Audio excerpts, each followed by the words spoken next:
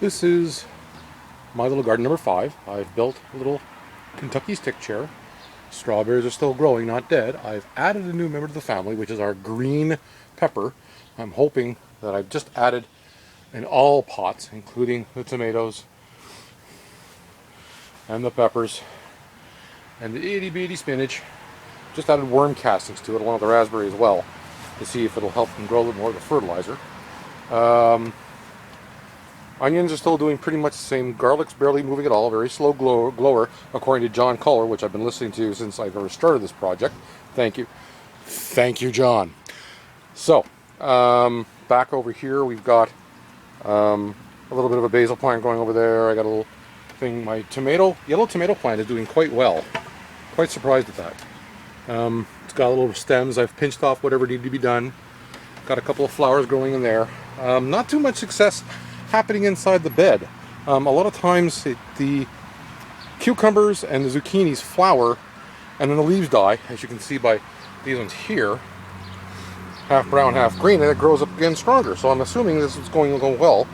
The green peas are doing the same thing. I think I might have overwatered them because they've gone brown leafed.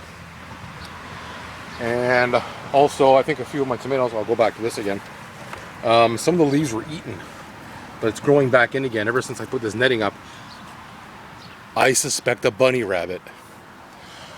And over on the end of broccoli, a lot of these have holes being eaten out of them.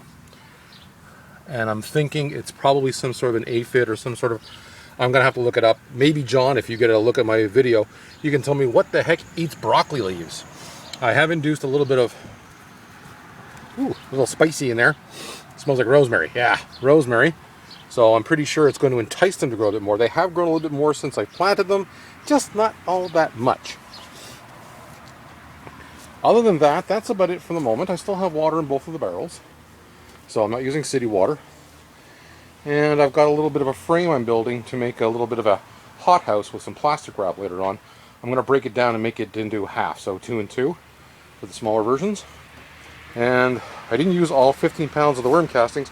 I've added it to the super soil, which is the compost, the vermiculite, rock dust. I got the coconut coir in there as well, and now I've got some more fertilizer for the worm castings, which has now been added to everything here I have in this store. If anything else grows from there, I'll get back to you, being it is now the end of June.